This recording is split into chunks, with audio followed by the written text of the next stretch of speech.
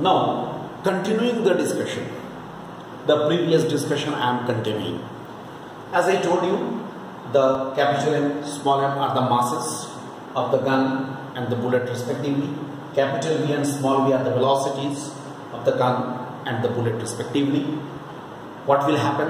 When it is fired, according to Newton's third law, it gives a recoil. It gives a reaction. That is called a recoil of the gun. Now, how to apply when the bullet is fired? What is the system? System is consisting of the gun as well as the bullet. Bullet and gun together is a system. अब देखो मैं कैसे apply करूंगा, तुम्हारे सामने है initial linear momentum of the system, final linear momentum of the system. अब देखिए मेरी बात को समझिए. What is this? By conservation law of linear momentum, what I will consider, momentum before firing is equal to the momentum after firing. ठीक है ना? Momentum before firing, मैं इसे कह सकता हूं momentum before, यहां मैं लिखता हूं before firing is equal to the momentum after firing. ठीक है. अब जरा देखिए, momentum before firing is equal to momentum after firing. ये देखिए, momentum before firing, momentum of the gun is zero, rest में है. Momentum of the bullet is also zero, that is also at rest. Fine. That is equal to momentum after firing, m into v vector, here m into v vector plus small m into small v vector. No problem. It means what we can say, m into v vector is equal to minus m into v vector. ठीक है? It means v vector and small v vector are in the opposite directions. ये vectorial statement हुआ है ना. And considering only magnitude. If I consider only the magnitude, then very simple, capital MV is equal to small m. No need of writing negative sign because direction is no more concerned. That's why we are not writing minus. ये vectorial statement, ये scalar statement. Normally problems बनाते समय मुझे ये statement ही लेना पड़ेगा. देखो ये बहुत क्लियरली बता दिया कि both are in the opposite direction just by using Newton's conservation law. This is the conservation law of linear momentum. Okay students, now we have done first law, second law, third law, all these laws. I just want to tell you one thing. Second law, out of all these three laws, second law is considered to be the real law of motion. Okay, I consider second law is the real law of motion. Now this is our topic. Our topic of discussion is this. Second law is the real law of motion. How can we prove, how can we say that the second law is the real law of motion? Because first of all, I just tell you the justification of this statement. Second law is considered to be the real law of motion because first law and third law can be proved, can be explained by using second law, with the help of the second law. I repeat, with second law we can prove first law and third law. This is why second law is called real law of motion. So let us now prove first how to prove the first law. Very simple. Proof of first law. Let us prove first law. If is equal to ma. I'm always taking the help of the second law. Second law का मैंने help ले लिया.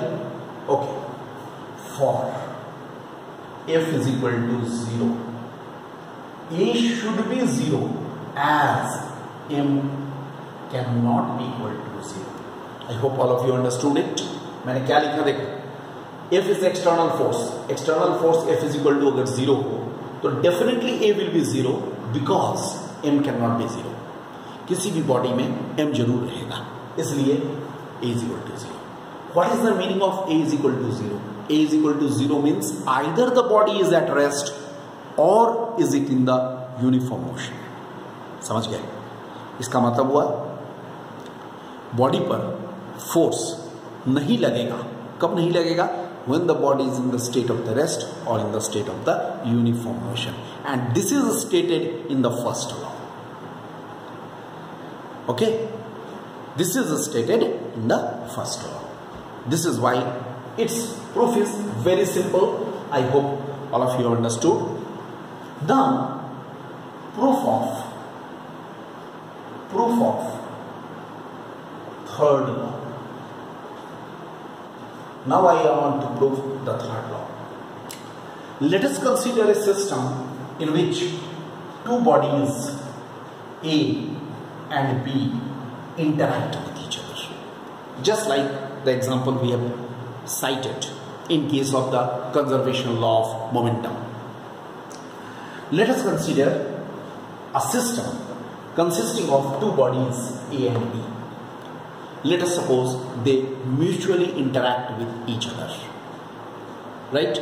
If they mutually interact with each other, if A and B mutually interact with each other, in whatever way they are just mutually interacting or colliding with each other, in that case what will happen? In that case what will happen? If AB vector should be equal to dPA vector by dt by second law. If BA vector, these are the internal forces, mind this, that is equal to dPB vector by dt. I hope all of you remember by second law. These two things I am getting by second law. If the two bodies interact, obviously two bodies interact, then what will happen? This is the force of action and reaction. Anyone may be action, another one will be the reaction. Action and reaction forces will be given by these according to Newton's second law. Mind this. Just now I have told you, when force is acting on A by B, that means momentum will be changing for this. Then what we can write? Now adding, let us add these two. What will happen? Can I write dPA vector by dt plus dPB vector by dt should be equal to FAB vector plus FBA vector. मैं लिख सकता हूँ, या मैं लिख सकता हूँ FAB vector plus FBA vector is equal to, I hope dear student you all have the idea of calculus. So together PA vector plus PB vector, because d by dt will be taken together and PA vector plus PB vector. I hope in the course of the discussion regarding differentiation you might have done this step. Then what will happen? By conservation law of linear momentum,